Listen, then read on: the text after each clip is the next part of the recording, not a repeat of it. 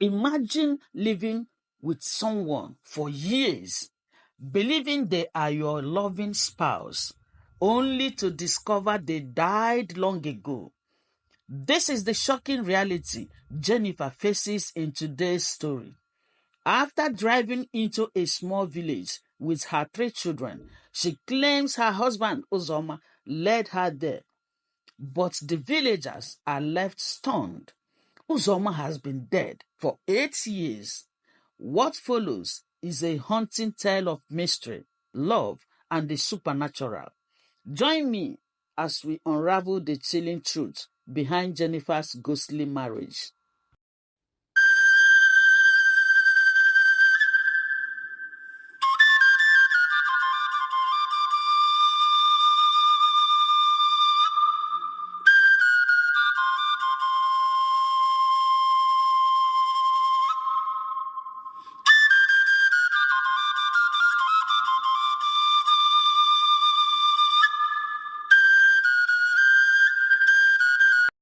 It was during the New Yam Festival, a time of celebration and family gatherings in the village of Ako.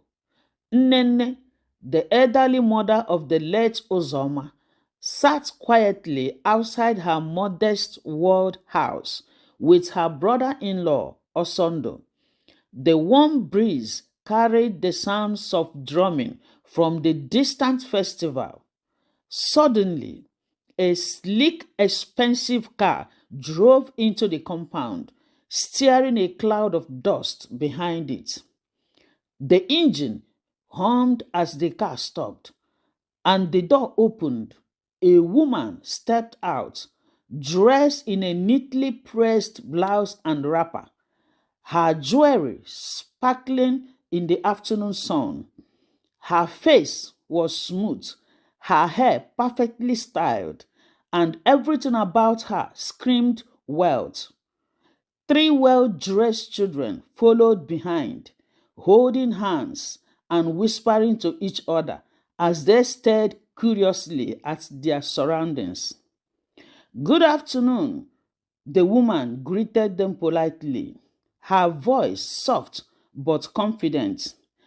"My name is Jennifer. I am here with my husband, Uzoma. He just stopped at the store on the way. He said to come ahead with the children and wait for him here." Nene froze, her heart pounding. Her son, Uzoma, had been dead for 8 years. How could this woman be claiming to be his wife? The woman, Jennifer, sensing the shock in their expressions, smiled nervously, glancing back at the road.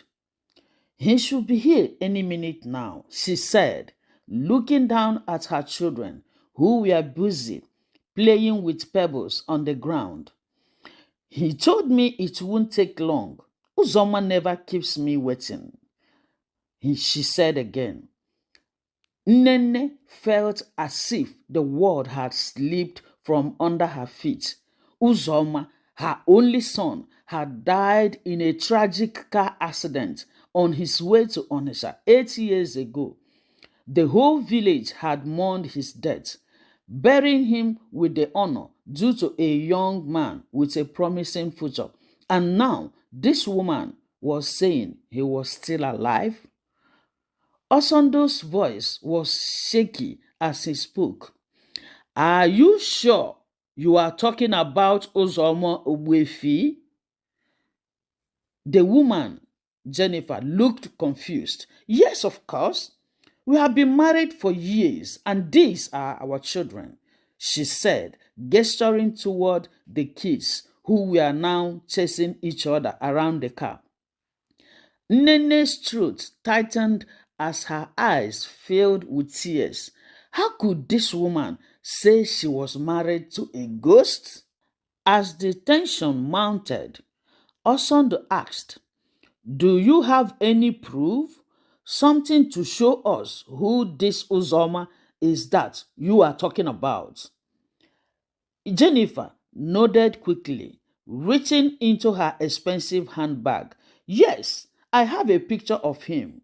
She pulled out a neatly framed photo and handed it to Osondo. His hands trembled as he took the picture, and when his eyes fell on it, he gasped. It was Uzoma. There was no mistaking. The man in the picture, standing proudly in traditional attire with his arm around the woman, was his nephew, Uzoma, who had been dead for 8 years, stood in the photograph as though he were alive yesterday. Nene's knees buckled and she nearly collapsed in grief. How could this be? The villagers who had begun to gather around stared in disbelief as Osondo passed the photo to Nene. Her hands shook violently as she held the picture close, staring at the face of the son she had buried so many years ago. The rich woman, Jennifer, growing increasingly anxious at the crowd gathering around her, looked at the elders who had now arrived. Why is everyone staring at me like this? Is something wrong? Please, where is my husband? She asked. The villagers whispered among themselves, casting glances at the three children who stood innocently by their mother's side. Nene began to sob loudly. Her cries filled with the anguish of a mother who had lost her only child twice, once in death and now in this strange reality. Osondo, still holding the photograph, turned to the woman and spoke quietly but firmly. The man you called your husband, Uzoma Ugwefi, died 8 years ago. He was in an accident. We buried him ourselves. You must be mistaken. Jennifer's face turned pale. Her knees began to shake, and she quickly sat down on the ground. No, no, that can't be. We just drove here from the city. He was right with us. Her voice cracked, and she looked desperately at the road, hoping to see her husband walking towards them. The elders grimmed faced, nodded solemnly. One of them spoke in a low voice. The man you are waiting for will never come. Jennifer, still in disbelief, reached into her purse and pulled out her smartphone. Her hands trembled slightly, but she forced herself to dial her husband's number. She muttered to herself, I don't know what these people are talking about. Let me call Uzoma. The villagers watched in silence as she pressed the call button. The phone rang, but after a few moments, a mechanical voice said, the number you are trying to call is not reachable at the moment. Jennifer frowned, her confusion deepening. That's strange, she whispered, trying again the same response. She looked up at Osondo, her face pale. Here, try it yourself, she said, handing him the phone. Osondo took it, cautiously dialed the number and waited, but just like before, the line was out of reach. A deep silence filled the compound. The weight of the situation slowly dawning on Jennifer. She stared at the phone in disbelief. No, no, no, no. Maybe his phone is off, or her voice trailed off as her hands began to shake. She backed away, panic setting in. I need to go back to the city. Maybe something happened. Maybe Uzoma went back without me, or maybe. The elders stepped forward, their voices calm but firm. You can't leave tonight, Madam Jennifer. It's already late. The community will deliberate on this matter, and in the morning, We will send people with you to the city. Jennifer, tears filling her eyes, shook her head in denial, but she knew deep down that something was terribly wrong. The next morning, the village was quiet. Only the sound of birds and the soft rustling of leaves broke the silence as Osondo, along with two elders, prepared to accompany Jennifer back to the city. Jennifer, still shaking from the previous day's events, silently got into the car, her children seated in the back.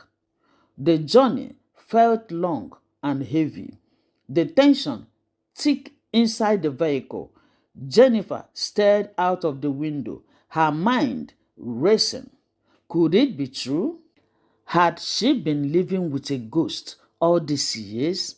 The elders sat quietly, whispering amongst themselves, but she didn't pay attention to their words.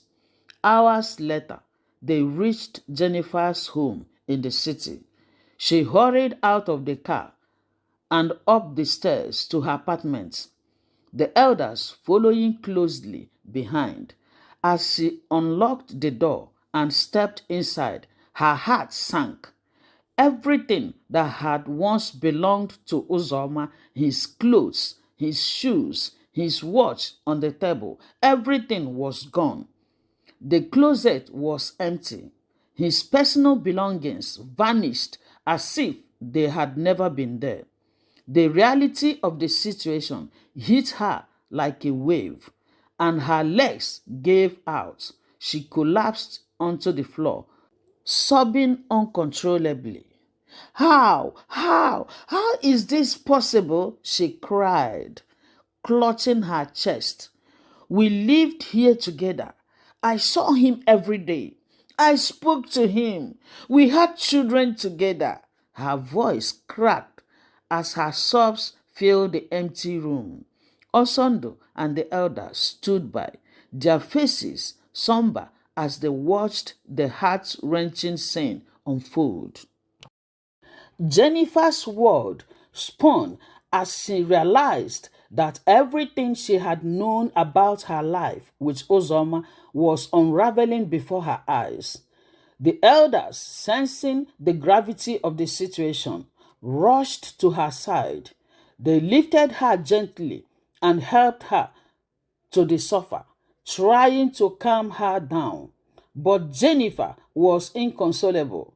Her hands shook violently as she kept repeating, "He was here. He was here with me. This is impossible." Osondo's face lined with grief and sympathy. He spoke softly to Jennifer and he said, "I know this is hard to accept, but Uzoma, my late nephew, has been dead for 8 years. Jennifer, let me tell you about Uzoma, my nephew. Uzoma lived in the village with his mother, Nene. His father, Ichie Ogbuefi, my late brother, has died long ago. Uzoma was the only child Nene had before the death of her husband, my brother.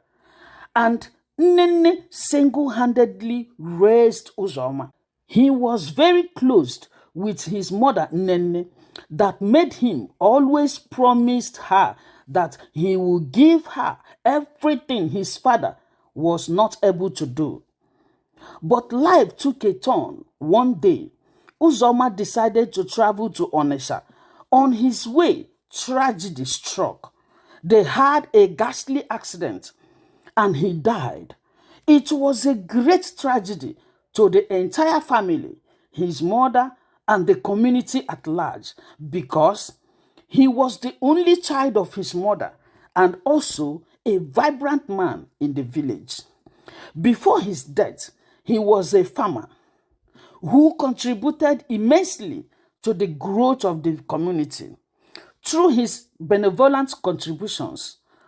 So after his death, his mother, Nene, and the whole villagers mourned him And we all missed him. So now you see, Jennifer, there is no other explanation. The fact that his belongings have disappeared, it is a sign he is no more. On hearing all these stories, Jennifer shook her head, unwilling to believe the impossible truth, and she said, "No, no, no, no, no. There has to be an explanation. Maybe he was kidnapped, or maybe. But her words faded as she felt the weight of the truth pressing down on her. Suddenly, her vision blurred and her head began to spin. Her body slumped over and she fainted. The elders quickly sprung into action, one of them rushing to call for an ambulance, while Osondo held Jennifer's hand, his face etched with concern. "Stay strong, my dear, stay strong," he whispered, even though he knew that no words could ease the pain of what she had just realized. So Jennifer was taken to the hospital, and when she woke up at the hospital, it was dawned on her that she has been living with a ghost. After Jennifer was discharged from the hospital, the elders told her she needed to return to the village with her family. The village could not accept children born of a ghost without understanding the full spiritual implications. Jennifer, emotionally drained but seeking answers, agreed.